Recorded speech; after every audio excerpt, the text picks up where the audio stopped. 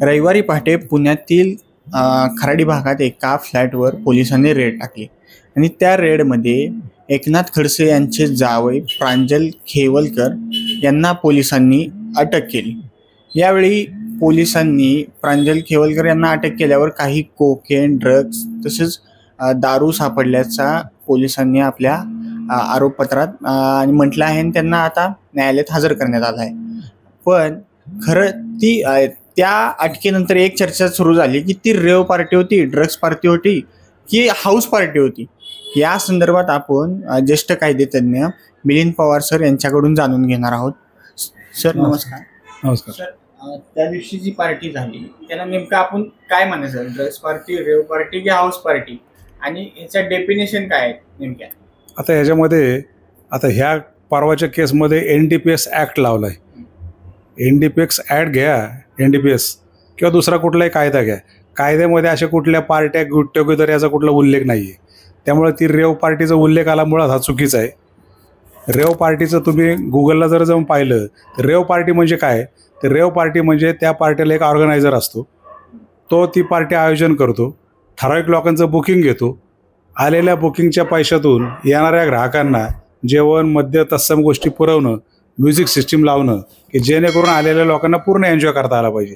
या पद्धतीची पार्ट्या मोकळ्या लॉनवर, जंगलामध्ये, समुद्र असेल तर समुद्राच्या किनाऱ्यावर ऑर्गनाईज केल्या जातात, त्याला रेव पार्टी असं म्हणतात। पण कायद्यात तशी काही कुठं त्याचा उल्लेख नाही। आता कालचा जो काही प्रकार घडला हा एका पर्सनल किंवा भाडे तत्वावर घेतलेल्या सदनिकेमध्ये घडला। लोकांची संख्या पाहिली तर 5 ते 6 संख्या होती आणि म्हणून त्याला रेव पार्टी म्हणता येणार नाही। हे जे काही प्रकार तो घडला हा जास्तीत जास्त त्याला एक गेट टुगेदर म्हणता येईल। आज मी जरी तुम्हाला आमंत्रण दिलं की तुमचे कोण 2-4 मित्र असतील तर घेऊन या, संध्याकाळी आपण जेवण करू, त्या जेवणामध्ये समजा काही मद्य ठेवलं असेल, मद्य प्राशन केलं तर तो काय कायद्याने गुन्हा होत नाही।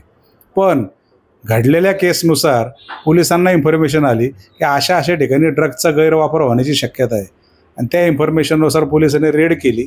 त्या रेडमध्ये कोकेन नावाचा ड्रग्ज की ज्याला बॅन आहे कायद्यानुसार, तो तिथं सापडला आणि म्हणून NDPSचा ॲक्ट लावला, अशी काहीतरी स्टोरी समोर येते। आता तपासामध्ये काय निष्पन्न होईल त्याप्रमाणे पुढच्या गोष्टी घडतील। नेमकं ह्याला मग आपण काय म्हणायचं, रेव पार्टी म्हणायचं की हाऊस पार्टी का ड्रग्स पार्टी आपण याला म्हणायचं? नाही, कालचा झालेला तो 100% रेव पार्टी म्हणू शकत नाही, पोलिसही म्हणू शकत नाही। राहिला प्रश्न काहीतरी असं कळलं की रिमांड रिपोर्टमध्ये न्यायालयासमोर जेव्हा आरोपींना हजर केलं त्याला ड्रग्स पार्टी म्हणून काहीतरी नाव दिलं। मुळात ड्रग्स पार्टी असं कधी नसतंच। ड्रग्ज सेवन करणं, कॅरी करणं हा कायद्याने गुन्हा आहे। त्यामुळे असं कधी कुणी सांगत नाही रे संध्याकाळी आपण जरा ड्रग्स पार्टी करू, हे सगळं गपचूप चालतं। जे ड्रग्ज आहेत त्यामध्ये मग अफीम असेल, चरस असेल, गांजा असेल, कोकेन असेल की ज्याला कायद्याने NDPSच्या कायद्याने त्याला बॅन आहे, ते वापरूच शकत नाही। आणि मग जर वापरू शकत नाही, जो कायद्याने गंभीर स्वरूपाचा गुन्हा आहे, अशा पार्ट्या असं कोण ऑर्गनाईज करणार आहे? या आपण संध्याकाळी ड्रग्स पार्टी करू। त्यामुळे ड्रग्स पार्टी हा शब्द नामोल्लेख केला आहे तो देखील चुकीचा आहे। ड्रग्स पार्टी नसते, रेव पार्टी नसते। आता हा जो काही कालचा प्रकार आहे हे जास्तीत जास्त एक 4-5 मित्र, ते ओळखीचे असतील किंवा अनोळखी असतील, एकत्र येऊन त्यांनी छोटंसं गेट टुगेदर केलं, त्याला जास्तीत जास्त तेवढं फक्त म्हणता येईल। सर, आपण किती ग्रॅम, म्हणजे ते 2.47 ग्रॅम काहीतरी त्यांच्याकडे तो कोकेन सापडले, पण नेमका माणूस किती ते बाळगू शकतो? आणि नाही, आता NDPS ॲक्टमध्ये तरतुदी अशा आहेत की समजा गांजा सापडला, गांजा स्वतःचं सेवन करण्यासाठी ठेवला असेल तर त्याला कायद्यामध्ये 1 वर्षभर ते 6 महिन्यापर्यंत शिक्षेची तरतूद आहे। जामीन पण त्याला तसा होतो लवकर। पण कमर्शियल क्वांटिटी जो विकून पैसा कमवायच्या उद्देशाने ठेवला असेल तर तो कायद्याने गंभीर गुन्हा आहे, त्याला 10 वर्षापर्यंत पनिशमेंट आहे। आणि त्याच कायद्यामध्ये NDPSमध्येच ह्या बाकीच्या ज्या बॅन केलेले ड्रग्ज आहेत त्यामध्ये मी आत्ता सांगितलं तसं अफीम, चरस, गांजा, कोकेन, मॅफेड्रॉन आणि अजून अनेक असे ड्रग्ज की त्याचे नावं आपल्याला माहीत नसतात, ते कॅरी करणं, स्टोअर करणं, बरोबर घेऊन फिरणं, दुसऱ्याला शेअर करणं हा कायद्याने गुन्हा आहे। आणि त्यात जर तो सापडला तर त्याला देखील 10 वर्ष आणि 20,000पर्यंत दंडाची NDPSच्या कायद्यामध्ये तरतूद आहे। हे झालं ड्रग्जचं, पण आपण मद्य तर पिऊ शकतो ना आपण एकत्र बसून? त्यालाही कायदा आहे, काय कायद्यात तरतूद आहे त्यासाठी की हे तुम्हाला परवाना घ्यावा लागते, मद्य प्यावं लागते? नाही, मद्य प्यायला म्हणजे महाराष्ट्रामध्ये तरी काय दारूबंदी नाही आहे। आज आपण मोठमोठ्या लोकांच्या कार्यक्रमामध्ये ओपन, जसं आपण बुफे डिनर म्हणतो, त्या डिनरमध्ये वेगवेगळ्या प्रकारचे ड्रिंक्स ठेवले जातात, त्या प्रथा परंपरा आहेत। आता तुम्ही दारू प्यायला समजा घरात पीत बसले असतील आणि शेवटी नंतर आता लोकांमध्ये भीती निर्माण झाली की घरात बसायचं सुद्धा अवघड झालंय लोकांचं, बसावं का नाही हा सुद्धा प्रश्न पडलाय त्यांना. ते होणं साहजिक आहे, कारण बंद घरामधून उचलून नेले आणि ड्रग्ज सापडले म्हणून त्याचं गांभीर्य वाढलं. पण दारू प्राशन करताना किंवा दारू पिलेल्या अवस्थेत सापडला तर त्याला बॉम्बे प्रोहिबिशन ॲक्ट खाली वेगळ्या प्रकारच्या तरतुदी आहेत. दारू पिणं आरडाओरडा करणं, शिवीगाळ करणं, तर त्याला बॉम्बे प्रोहिबिशन ॲक्ट खाली वेगळ्या तरतुदीखाली अटक होऊ शकते, त्याला NDPS अटक होत नाही. आता समजा दारू प्यायला जरी परमिशन असेल, दारू पिणं हा गुन्हा जरी नसला, पण एखाद्याने दारू घेतली आणि भर चौकात उभा राहून कोणालाही शिवीगाळ करत बसला तर तो शांततेचा भंग केला तर त्याला बॉम्बे प्रोहिबिशन ॲक्ट खाली वेगळ्या प्रकारचा गुन्हा आहे की जो कबूल केला की त्याला 100-200 रुपये दंड होतो. अशा प्रकारच्या तरतुदी आहेत, पण त्याला NDPSचा काही संबंध नाही त्याचा. आता असं झालं की त्यात जे आरोपी आहेत आता सापडलेल्या प्रकरणात त्यांचे फोटो सुद्धा व्हायरल केलेत आणि एकनाथ खडसेने आरोप केला की हे जाणून बुजून केले, कुठतर आबरू घालवण्यासाठी केले.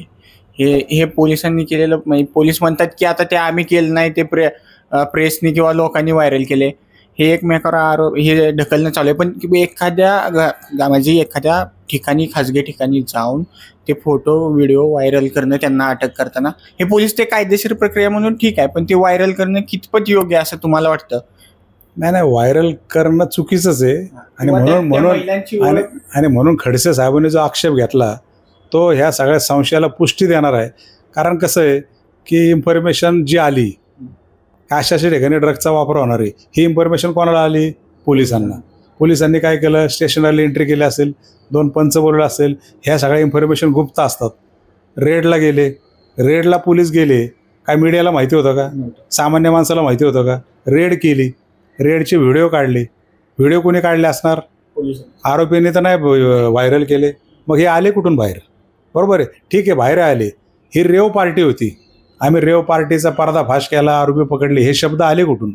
आणि म्हणून खडसे साहेब जे म्हणतात आम्हाला आमची बदनामी करण्यासाठी किंवा पॉलिटिकल रिव्हेंज, ज्याला आपण बदला घेण्यासाठी हे सगळं खोटं प्रकरण केलं आहे असं खडसे साहेब म्हणत असतील तर त्यांच्या म्हणण्याला हे ज्या काही गोष्टी घडल्यात, व्हिडिओ व्हायरल करणं, वैयक्तिक फोटो व्हायरल करणं, त्या मुलींचे फोटो व्हिडिओ व्हायरल करणं आहे ना, ह्या त्यांच्या म्हणण्याला कुठंतरी पुष्टी मिळते आणि संशयाची सोय राजकीय ह्यात कुठेतरी संशयी सोय असं वाटतं याच्यामुळं.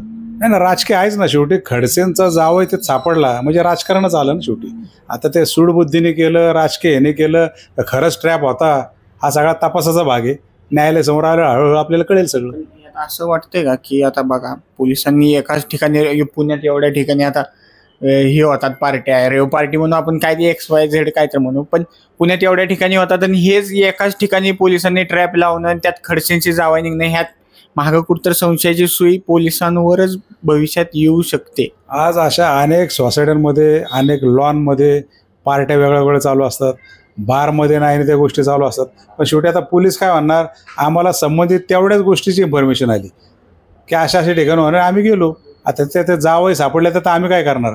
पोलीस हा स्टँड घेऊ शकतात आणि म्हणून आपल्याला असं वाटतं की अनेक ठिकाणी पार्ट्या चालतात, पोलीस काय तिथं जात नाही. शेवटी इन्फॉर्मेशन आली की पोलीस जातात, ही देखील वस्तुस्थिती. आता हे जे एकनाथ खडसेंचे जावई, जर ते आरोपी निर्दोष म्हणजे आपले जर ते त्यात आढळले, त्यांनी बाबा सेवन केले, हे केलं, तर त्यांना किती वर्षाची शिक्षा होऊ शकते साधारण? आता शेवटी सेवन केलं म्हटलं तर गांजाचं सेवन केलं का बॅन असलं ड्रग्जचं सेवन केलं हे जर निष्पन्न झालं तर त्याप्रमाणे 10 वर्षापर्यंत शिक्षा आहे, 20,000पर्यंत दंड आहे. गांजा असेल, कमी क्वांटिटी असेल, 1 वर्षभर 6 महिन्यापर्यंत शिक्षा आहेत. त्यामुळे आता ह्याच्यामध्ये अंतिम मीडिया ह्याचे अहवाल काय येतात, जे त्याला फॉरेन्सिकला जे पाठवलं आहे, फॉरेन्सिकचा रिपोर्ट आल्यानंतर हे सगळं सिद्ध होईल.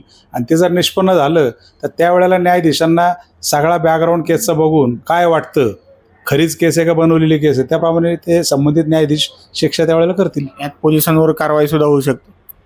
नाही, खोटी केस केली तर पोलिसांवर कारवाई तशी होत नाही, कारण तशा कायद्यामध्ये तरतूद नाही.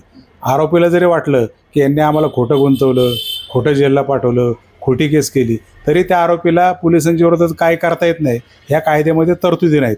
त्यामुळे ज्या व्यक्तीच्या विरोधात घडलं त्याने आपलं ते सहन करायचं आणि गप्प बसायचं, एवढीच ह्या स्टेजला. ह्या गोष्टीत आबरू नुकसानी दावा सुद्धा पोलिसांवर करता येऊ शकतो. नाही, आबरू नुकसान शेवटी डिफॉर्मेशन म्हणलं की परत त्याचा कायदा, त्याच्या तरतुदी वेगळ्या आहेत. ह्याच्यामध्ये पोलिसांनी रेड केली, आरोपींना अटक केलं, ही झाली न्यायालयीन प्रक्रिया. त्यामुळे ह्यामध्ये बदनामी केली, ह्यांनी आमची बदनामी केली असं म्हणता येत नाही. त्यामुळे डिफॉर्मेशनची केस पण पोलिसांवर होत नाही. सरांनी आपल्याला नीट म्हणजे कायद्याच्या प्रत्येक तरतुदी आपल्याला सांगितलेल्या आहेत आणि त्या भविष्यात काय घडू शकते हे सुद्धा आपल्याला सरांनी सांगितलं आहे. अक्षय साबळे, आपलं महानगर, पुणे.